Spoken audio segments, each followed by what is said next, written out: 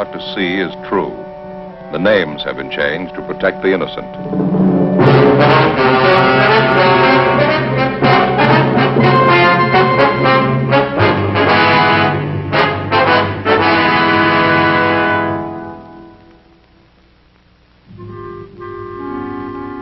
This is the city. Like a great many coastal towns, Los Angeles has a wide variety of beaches.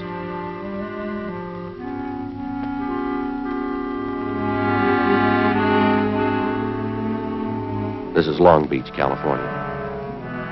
Like you, when I get a day off, I go here too. I'm a cop. It was Wednesday, March 18th. We were working the day watch out of Robbery Division. My partner's Frank Smith. The boss is Captain Harry Didion. My name's Friday. We'd gotten a report that a holdup man we'd been after for months had been located. The report said he was armed. We knew he was dangerous. We had to get him.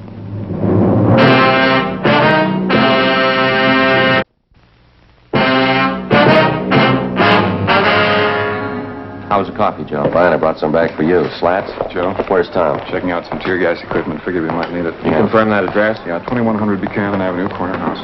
Hi, Skipper. You know what to do when you get out there. Don't take any chances. He's alone in the house, is that right? Supposed to be, yeah. They won't give you much of a break. What do you mean? Heavy on guns, 2 revolvers and a hunting rifle. Not afraid to use them either. Be careful. Right. Judge? Right. Yeah, let's go. See you later.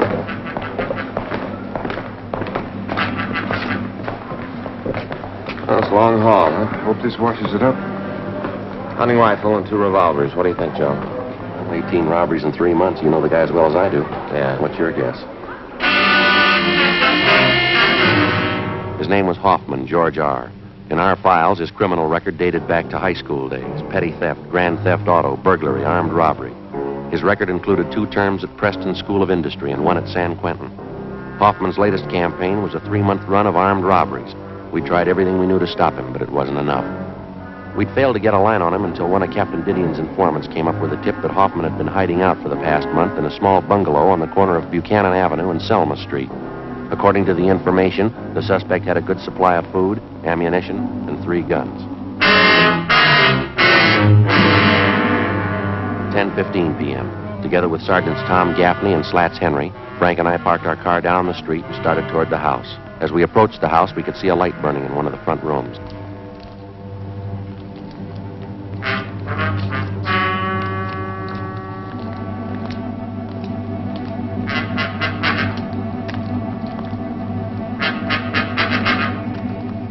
All right, Slats, you and Tom want to cover the back? Right, Joe. Go, Tom.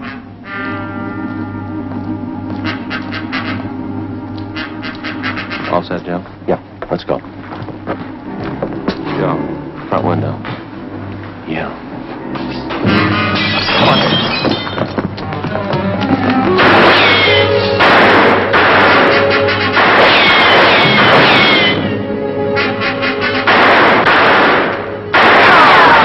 All right, Hoffman, come on out of there. Give it up. What do you think, Joe? I don't know. We got to get him out of there. Hoffman! What do you want, Tom? I'm telling you, throw those guns out and you follow them. I ain't coming out. You try coming in, I'll blow your head off. I ain't coming out. All right, lob one in there.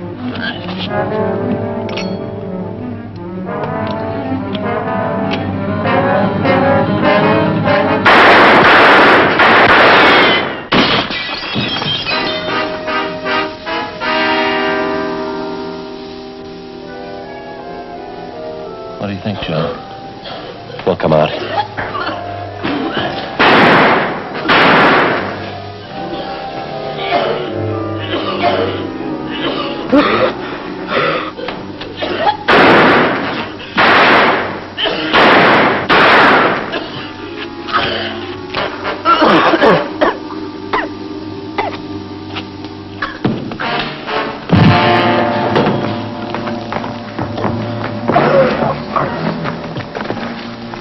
All right, come on, Hopper. On your feet. Come on, get up.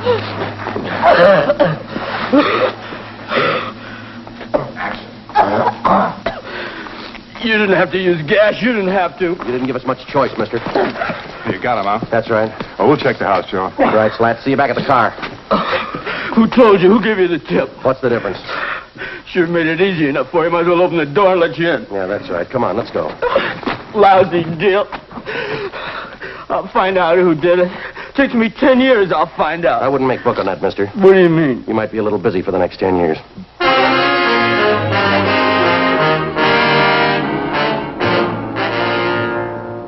George Hoffman was taken downtown and booked on suspicion of robbery. At a special show-up, he was identified by more than a dozen of his robbery victims. Between his arraignments and his preliminary hearings, we worked together with the district attorney's office in lining up witnesses and preparing the evidence against the suspect. We figured we had an airtight case. Hoffman's trial in Superior Court was set for May 14th.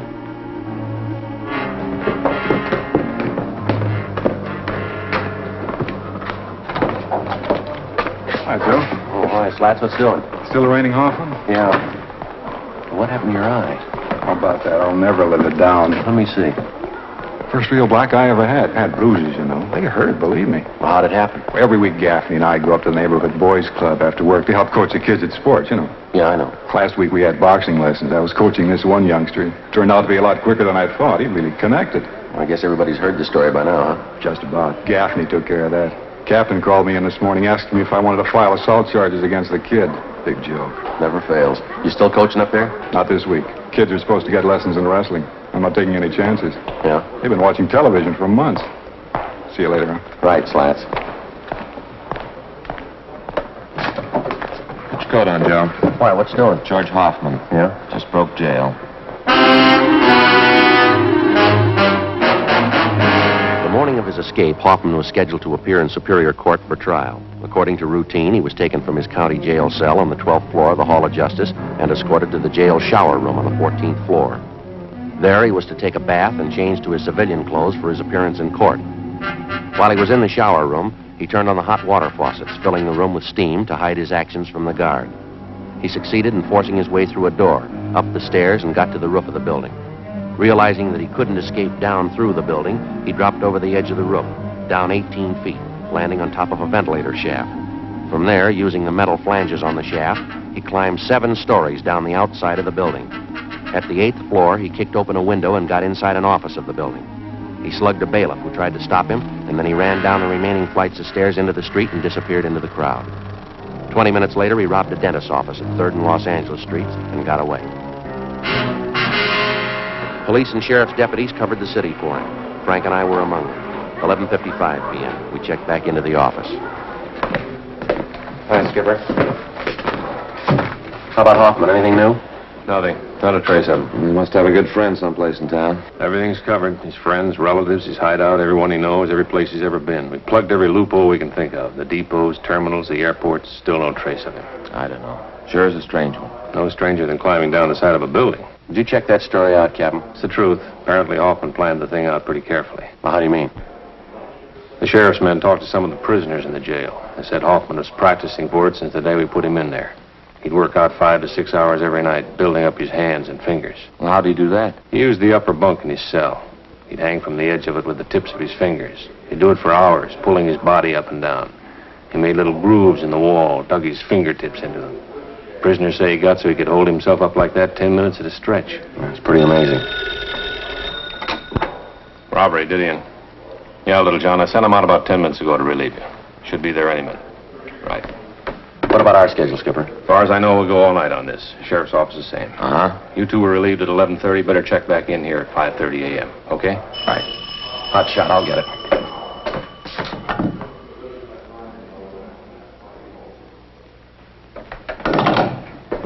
What is it? Drugstore holdup. They think it was Hoffman.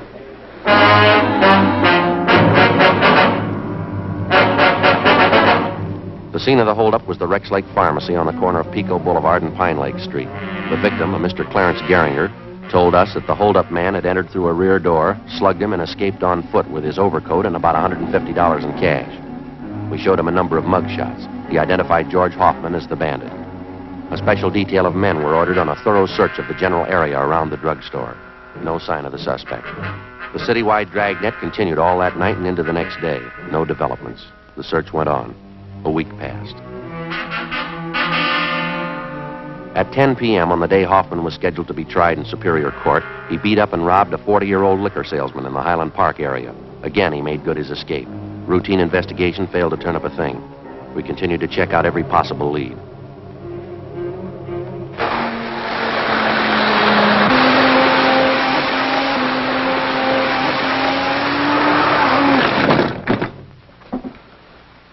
Look at that. That's a bad one. Yes, sir, it sure is. That pretty little mess is going to cost me 15 brownies. Brownies? Brownies, railroad demerits. Oh. Gee, now I won't be able to go to the convention in Cleveland. They won't let me in. Oh, that's too bad. That's all right. I ain't got the money to go anyhow. Yes, sir. Now, this fellow you say you saw last night, Townsend, are you sure it was Hoffman? You betcha. I saw his picture in the paper when he climbed down and escaped. I don't say I'm positive it was him, but I'm dandy on faces. Maybe the whole system was out to kill her. Oh, there's a good reason for it, of course. The whole railroad just needs a complete overhauling. Way overdue. Wonder if you'd mind checking through these pictures, Mr. Townsend. Well, not at all.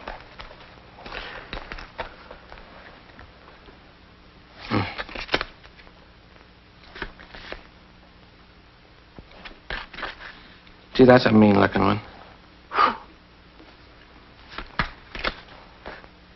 Well, that looks like Harvey, the president of our railroad club. Which isn't, though. He wears a brush.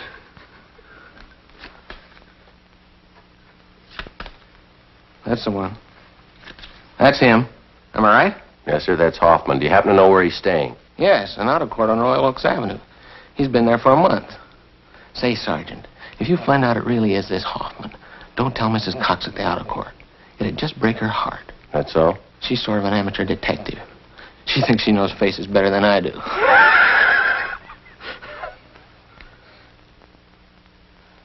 Say, you sure that isn't Harvey?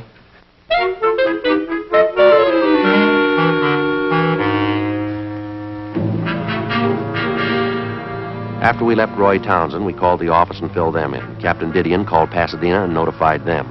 Then we drove out to the auto court in which the suspect was reportedly seen. Yes, you want something? Yes, ma'am. You Miss Cox? Yeah, I'm the manager here. If you want lodgings, we're all filled up. You might try the Golden Eagle straight down the street there. We're police officers, Mrs. Cox. Could you hold that up a little closer? Yes, ma'am. Oh, yeah. Do you have a man named Hoffman staying here? Hoffman? No, I don't. Got a Hoffmeyer, though. Sure that's not it? Wonder if you'd look at this picture, please. Could you hold that a little closer, please? Yes, ma'am. Could you get a little closer? Well, I'm afraid not, ma'am. Oh, could you step out here, do you suppose? Thank you. Do you recognize him? Yeah, but his name's not Hoffman. It's King. Number 23. He's not in, though. Left about an hour ago. That's so? Yeah. I guess he won't be back for another hour.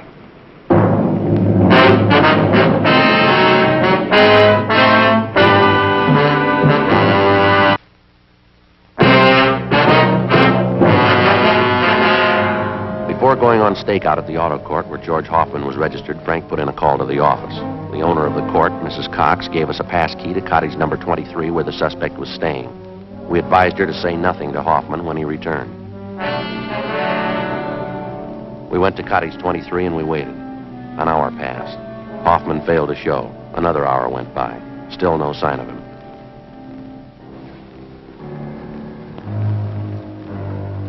What do you think, Joe? I don't know. Way overdue. You think he might have been tipped? I don't see how. Miss Cox is the only one that knows we're here. No, she wouldn't have any reason to tip him.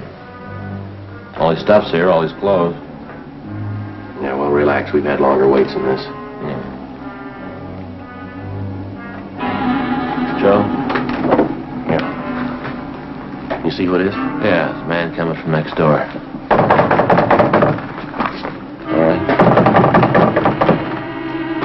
Yeah? Your new telephone directories. Oh, thanks. Anything wrong? No, everything's all right. Put him right there on the porch. You betcha.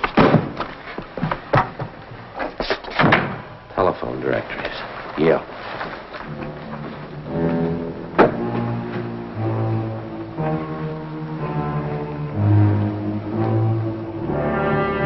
We checked with the office. No word. At 5:30, we were still waiting. You know, I was just thinking, Joe. Yeah? What about? That fella Townsend has all those trains. Must be a great hobby, electric trains. Runs into money, doesn't it? It's pretty expensive. I was going to talk to Fay about it. It's real educational. My little boy would get a big kick out of having his own train. Well, don't you think he's a little young? He's only 3 years old, isn't he? Yeah, but I could put it together for him, show him how to run it. Yeah, sure.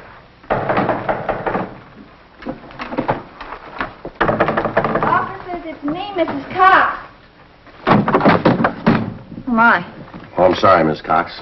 Yeah, well, I'm sorry to bother you, but your office just called. They wanted me to give you this. All right. Thank you very much, ma'am. Hope everything's all right. Yes, everything's fine. Thank you. Well, I'll be in my office if there's anything you want. Yes, ma'am. Thank you. What is it? It's from Didion. Yeah. We just picked up Hoffman 10 minutes ago.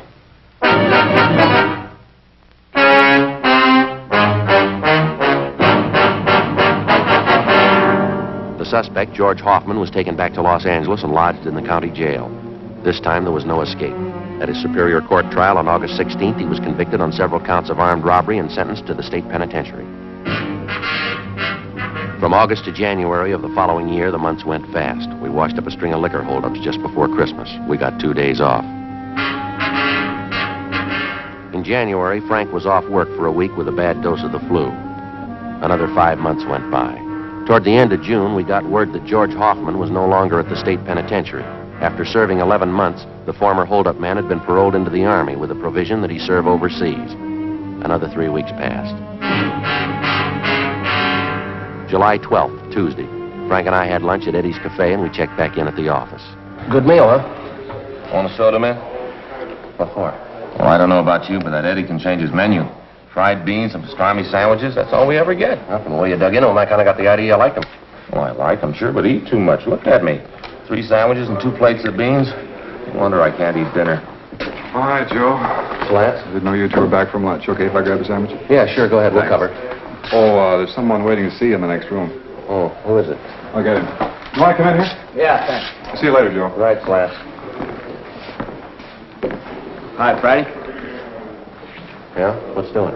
Remember me, George Hoffman?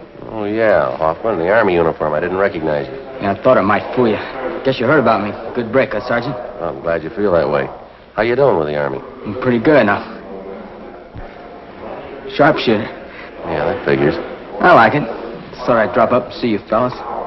See you still got the same partner. Smith? Yeah, we still work together. Oh, yeah, been a long time, Hoffman. How are you? Pretty good, officer, thanks. Just thought I'd stop by, show you there's no hard feelings. Sure thing.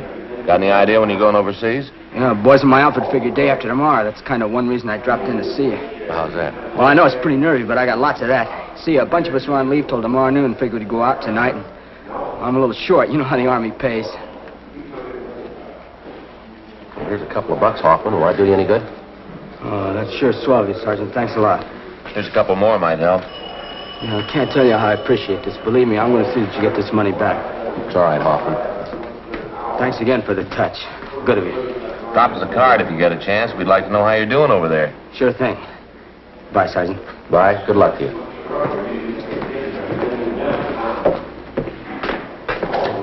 Thanks again for the money. Don't mention it.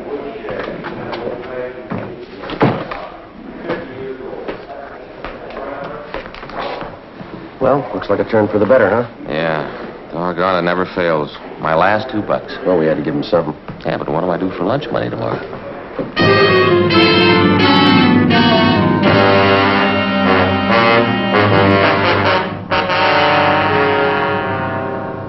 $2 p.m. We drove out to the Wilshire district to interview a victim of a recent drugstore holdup. 4 p.m. We brought him back downtown and took his statement. 4:30 p.m. Friday? Smith? Hi, Skipper. Henry says that ex-con George Hoffman was in today and you talked to him. Yeah, that's right. Have a look. The MP's just left. Well, your $2 went for nothing, Frank. Hoffman's wanted. Huh? He just broke out of Army prison this morning. Together with the Army authorities, local officers joined in the citywide search for Hoffman. At 10 o'clock that night, a food market at Santa Fe and Rialto was robbed and the proprietor was beaten. From our mug shots, the victim identified Hoffman as the holdup man. Shortly after midnight, a drugstore on Crenshaw was held up. Hoffman was again tabbed as the suspect. The next 2 days, the search was intensified. No leads. 2 more days went by. Late Saturday morning, we got a call from an ex-convict who told us that Hoffman had contacted him. Hoffman said he wanted to see him. The informant went on to say that Hoffman had told him he would be at the LCD Tool and Die Works that afternoon. 12:43 p.m., Frank and I drove out to the factory. It was a large brick building on the corner of Chandler Boulevard and Verdugo out in the valley. We talked to our informant, Charles Kilgore. Like I told you on the phone. George called and said that he had to see me. He say what it was about? No, just that it was important. He said he'd call back and confirm it, and it's about that time now. Have you got any idea what it's about? Not the slightest. How is it you know Hoffman? I've known him for years, ever since high school. He's a nice enough guy, but a little impressed with himself, maybe. Well, if he's in trouble, why would he call you? I don't know. We got along pretty good in school. Maybe he figures I can help him out of whatever beef he's in. What time did he say he'd be here? He said he'd call me back and let me know. Just said that he wanted to see me, that's all. I said I didn't want to see him. I didn't want to get mixed up in anything. I know he's had some trouble with the law. Yeah? He said I was in it whether I like it or not, and he wanted to know if I was going to be alone here this afternoon. I said yes. Yeah. I got to thinking about it, decided to call you. Excuse me. LCD Tool and Die Company, Kilgore speaking. Yes? Yeah, George. Uh-huh. Sure, how soon? Okay. It's 107, right on the main floor. Come in the first street entrance, right down the hall. Okay, I'll see you then. Hoffman. Yeah? He'll be here in 20 minutes. We asked Kilgore to check with the building maintenance staff and have the halls kept clear of people for the next 45 minutes. 1:24 p.m. We talked to Sergeants Gaffney and Henry. They left to cover the rear of the building. Cars in the area had been alerted, and a description of Hoffman had been broadcast to all units. In the event they saw Hoffman, they were to keep him under surveillance, but not to attempt to apprehend him. We waited. 1:30 p.m.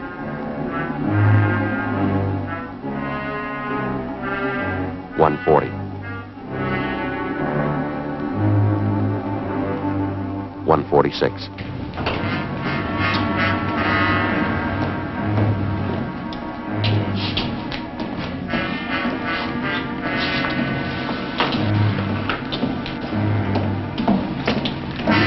All right, hold it up, Hoffman.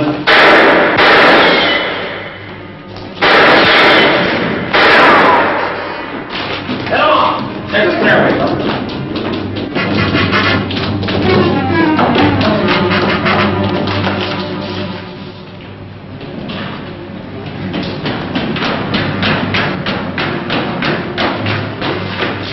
I'll head him off this way, Joe. All right, Slats, careful.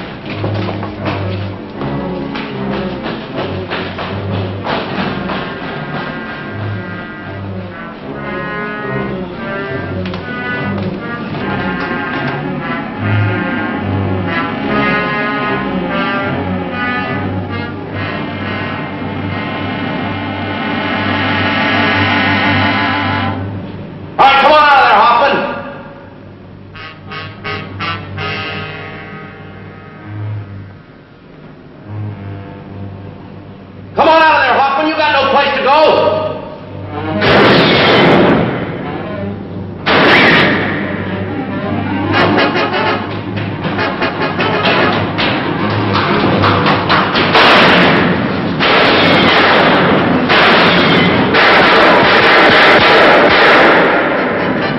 Don't shoot him on him, kid. Throw that gun out here.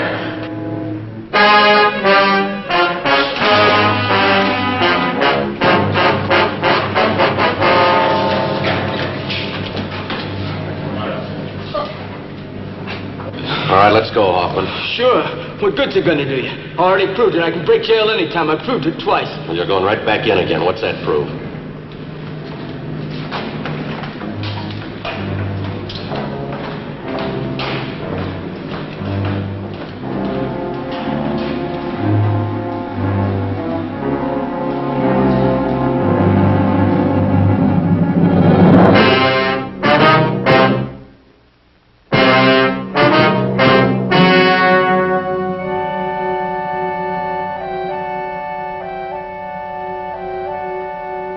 On October 8th, trial was held in Department 89, Superior Court of the State of California, in and for the County of Los Angeles.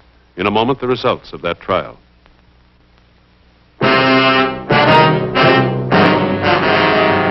The suspect was tried and convicted of first-degree robbery, 3 counts. each sentence to run concurrently.